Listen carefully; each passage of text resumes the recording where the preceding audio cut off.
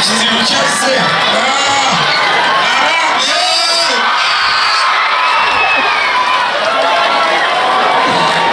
emyaka egyo tegiyunga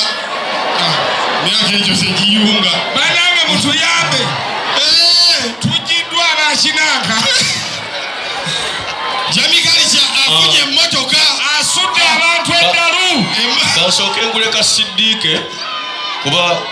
dawo wansi yimba bulungi music we oddangawo wansi abokutwalako Dr. Bitone yajja okusooka kasooke muli 5,000 ez'omunsawo kati tuula ki gwe kyenkola kyokola omugagga taleetebwako mputu okilindako empala eri mu kizimbe ulira abantu ebakuba emimiro agataano ulira emimiro naye kiri bwekiti